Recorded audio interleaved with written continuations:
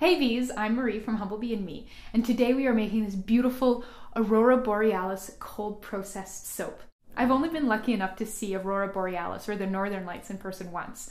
I was out camping and it was late at night or maybe just early in the morning, and somebody sort of said, Marie, look up, and there was this wonderful dancing mirage of bright green in the sky, and it was just stunning. And so I wanted to make a soap that would sort of channel the Northern Lights, and I thought, sort of, what better time to do it than right around the winter solstice when it is so dark, and it would be, absolutely prime time to see the Northern Lights without having to stay up until 2 in the morning. So you'll notice that the bulk of the soap is a dark blue, and we get that dark blue hue from the inclusion of indigo root. If you don't have indigo root, you could just use a dark blue mica instead.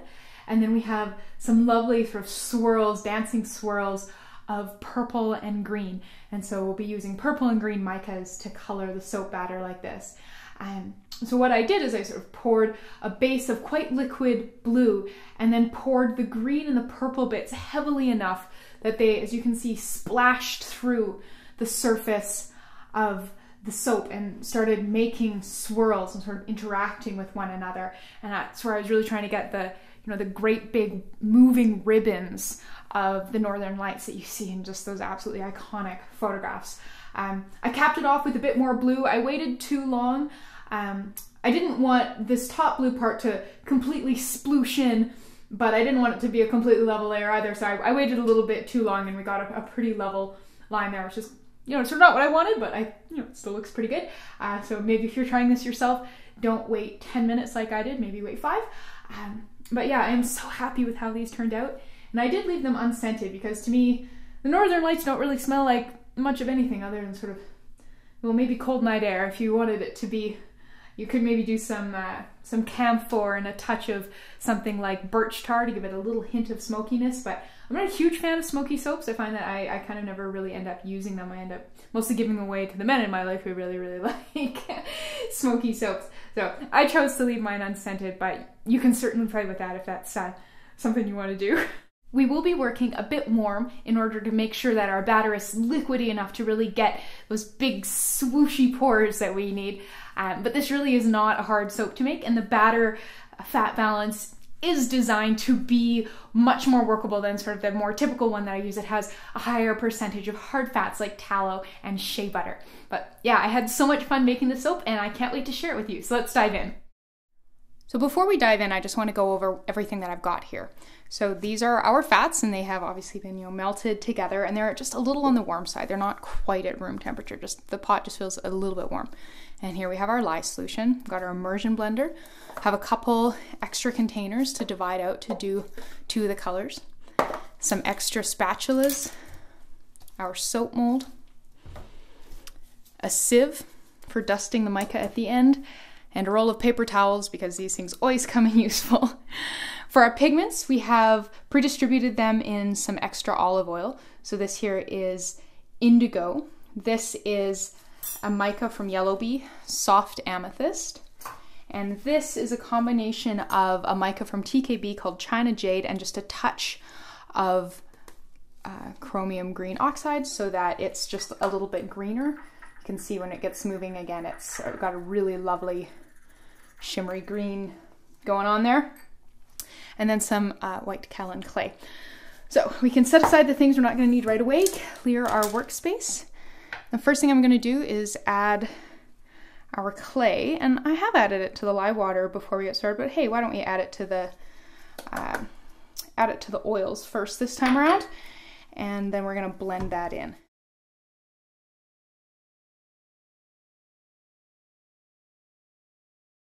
All right, so now we're going to add our lye water. And we will bring this to trace.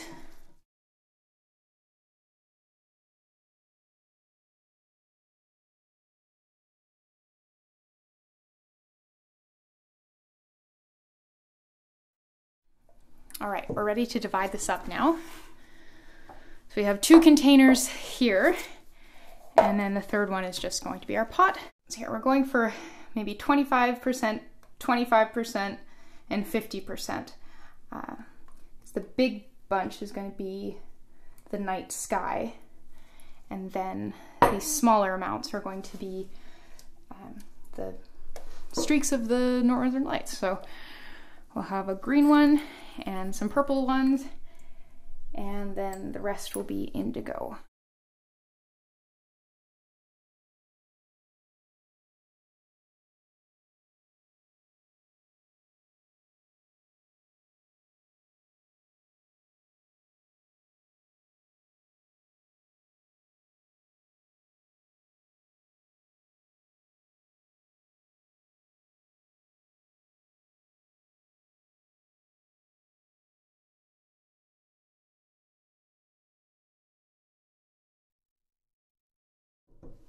So I'm going to stop there for the blue, not necessarily because it's as dark as I'd like it to be, but because I'd like to strike a balance between being recognizably dark blue and not destroying all of your towels.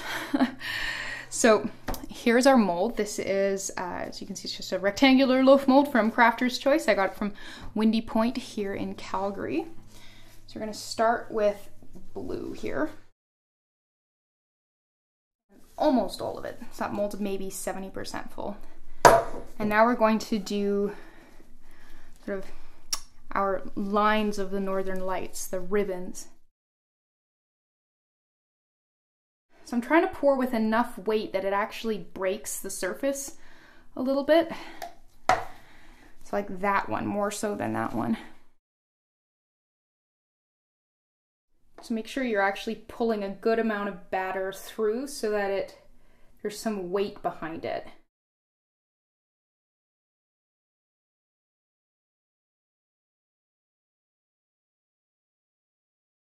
I'm gonna leave that to set for about 10 minutes, just because when I pour on the rest of this batter, I don't want it to just immediately blast all of this away. I'm gonna take some of this away and start my cleanup, and I'll be back in about 10 minutes. Okay, so it's been about 10 minutes, and we can definitely get a feel for this thickening up on us. Just kind of get this part moving here. And then we will top it off. I don't want this to be a perfectly level separation between what we've already poured and the topper. I just didn't want it to be no separation. Always a little bit awkward when you're trying to remember that you're on camera, but also do things. Looks like the soap underneath is actually hardened up more than I thought it would, so this might be a more defined line than I'd hoped for, but oh well. Nothing to be done about it now.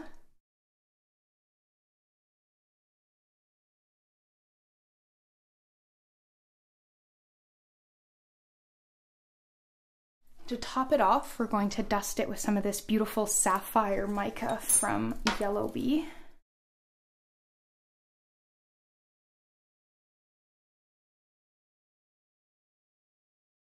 All right, well, I'm really excited to see how that turns out once I get a chance to cut it. I'm probably actually going to leave this for more than 24 hours before slicing it, because I designed the batter to be quite workable, which means that it was quite soft, which means that it's going to need a little bit longer in the mold before I'm going to feel comfortable popping it out, especially because this is a silicone mold, so the soap will sort of encounter some pushing in order to get it out. I can't just sort of peel the mold down around it like I could with a wood one. But yeah, I'll see you in a couple days to see what's going on with this soap. All right, so it's now Tuesday morning. I made this Thursday afternoon, so it's been in the mold for quite a while, but it's still actually pretty soft, so I put it in the freezer for about an hour and a half to try and solidify it up. And it's definitely it feels quite solid, and it's quite cold, so let's see about easing this out of here. So I'm pulling back on the mold and pushing down with my thumbs here.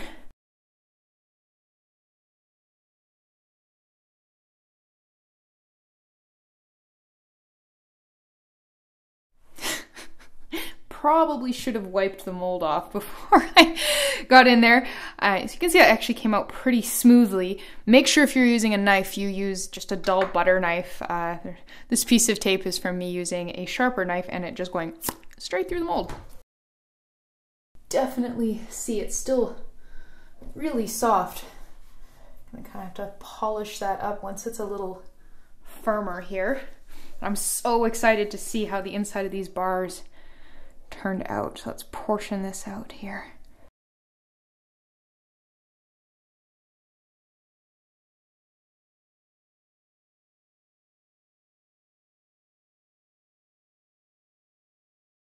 And there you go, you just made some beautiful Aurora Borealis soap. So you'll notice when I was trimming it, I cut these little slivers off the end, and that's because the end of the mold typically doesn't get any of the pretty pattern that we've created, so just trim that off so that both sides of all of your bars are really pretty, and then you've just got some little scraps that you can play with. So next time I make something like this, I'm definitely not going to wait quite as long, because you can see the line between sort of the swirly section and the topper is really quite distinct, and that's not really the look that I was going for. So I waited too long, but that's okay. I'm pretty happy with how these look. I sure love how these swirls turned out. They remind me very much of sort of like a 60s, 70s kind of swirl aesthetic, and I'm really, really pleased with it. So yeah, thank you so much for watching. Please subscribe, and do remember to check out the recipe on my blog where everything is written out and it's much, much easier to refer to. And also remember, you want to age these for at least 4 to 5 weeks before you use them, because the batter was quite soft, and they're still soft even now, even though they're pretty much still frozen solid. So yeah, thanks so much, and I'll see you next time.